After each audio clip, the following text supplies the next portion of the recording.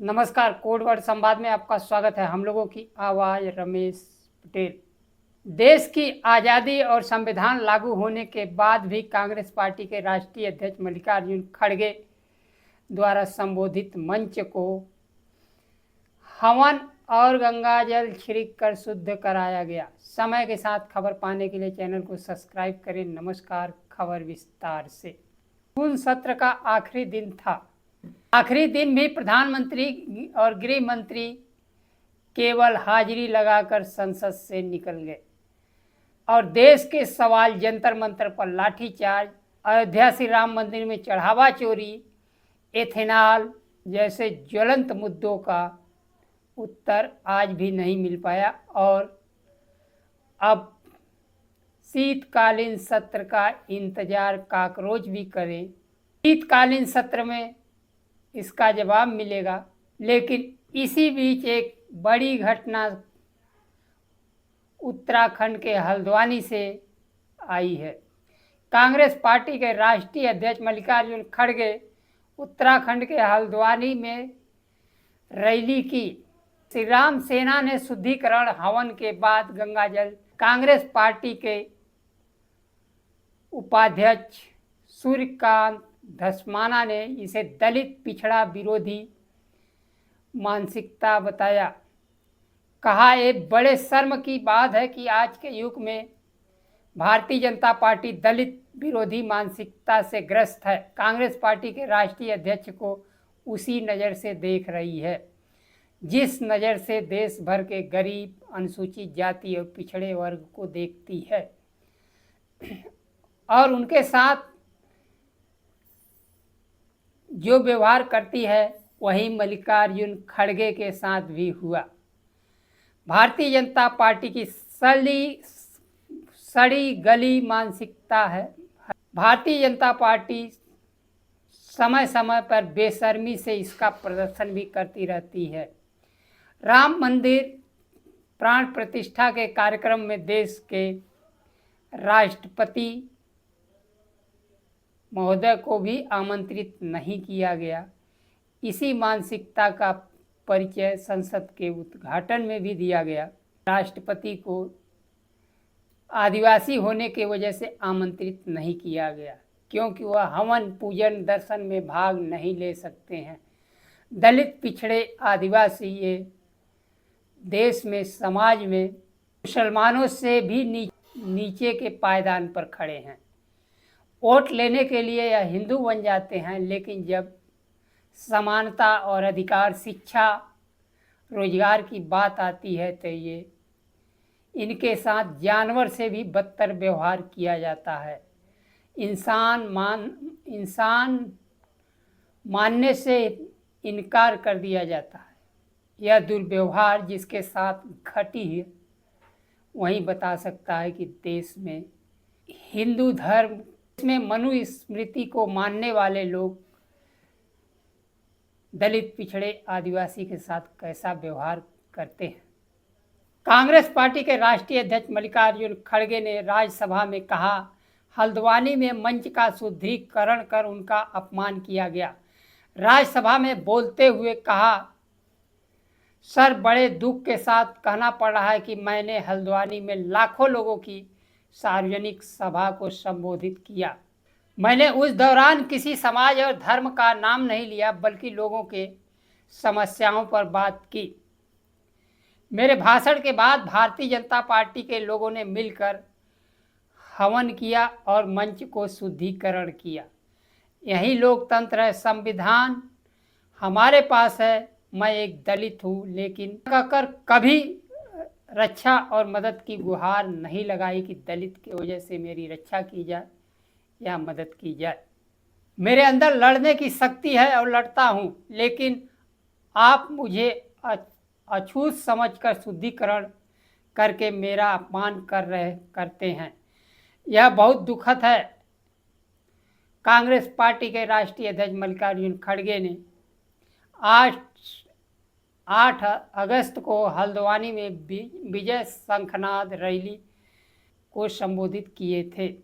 संगठन के शुद्धिकरण को लेकर कांग्रेस सांसद तथा उत्तराखंड प्रभारी कुमारी शैलजा ने कहा कि भारतीय जनता पार्टी आरएसएस सरकार के लिए शर्म की बात है। कहा असल में यह ऐसी सोच और ऐसी घटिया विचारसिकता का शुद्धिकरण किया, ऐसी सोच और ऐसी घटिया विचारधारा मानसिकता का शुद्धिकरण किया जाना चाहिए। वहाँ ऐसे लोग सत्ता में बैठे हैं, ऐसी घटनाएं होने पर कोई कार्रवाई नहीं करते हैं। यह समानता के सिद्धांत का उल्लंघन है। भारतीय संविधान हर प्रत्येक नागरिकों को बराबरी का हक देता है।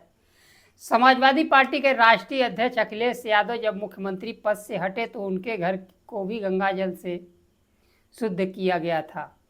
दलित, पिछड़े, आदिवासी व किसी भी बड़े पद पर पहुंच जाए, उन्हें अपमानित करने के लिए समय समय पर नेताओं, कर्मचारियों और आम लोगों के साथ यह शुद्धिकरण की प्रक्रिया देश में चलती रहती है। यह देश के 30 करोड़ दलित नहीं बल्कि 90% दलित, पिछड़े, आदिवासियों का अपमान है।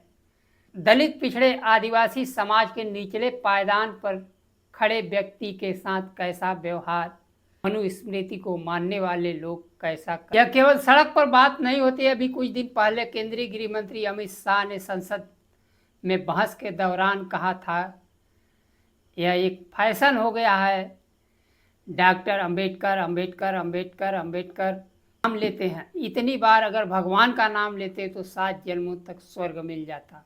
रीति को मानने वाले लोग दलित, पिछड़े, आदिवासी लोगों को समानता, बराबरी और हक के खिलाफ हैं। भारत के संविधान निर्माता बाबा साहब भीमराव अंबेडकर गरीबों के लिए किसी भगवान से कम नहीं थे। उन्हीं की देन थी कि खड़गे साहब आज मंच पर चढ़ गए। अगर बाबा साहब का संविधान न होता तो ये शुद्धिकरण करने वाले दरवाजे पर भी फटकने नहीं देते।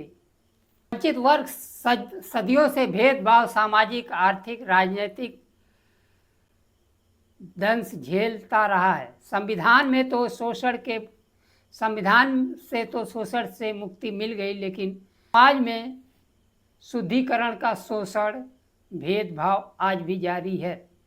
यह न केवल समाज में है, सड़क से लेकर संसद तक और राष्ट्रपति भवन तक भी भेदभाव हो रहा है। भारतीय जनता पार्टी आरएसएस समता, बराबरी की बात नहीं करते हैं, यह समरसता की बात करते हैं। इस देश में दलितों, पिछड़ों को सम्मान से जीने के लिए कोई जगह नहीं है। इनकी समरसता में आपको शिक्षा, नौकरी से वंचित करते हैं, जबकि समानता में शिक्षा, नौकरी देना होगा और शिक्षा, नौकरी को एनएसएफ करके दलित, पिछड़े से हक अधिकार छीन लिया जाता है। आज देश में पूरा शिक्षा विभाग पर आरएसएस का कब्जा है और पूरे देश के यूनिवर्सिटियों में आरएसएस को मानने वाले कुलपति, अध्यापक, प्राध्यापक की नियुक्ति होती है। और दलित, पिछड़े अगर परीक्षा पास कर जाते हैं तो उन्हें एनएसएफ करके नौकरियां छीन ली जाती है। वंचित समाज का कब तक शुद्धिकरण होगा, यह समाज और इनके नेता कब तक जागेंगे। कांकरोच जनता पार्टी ने पूरे देश और समाज से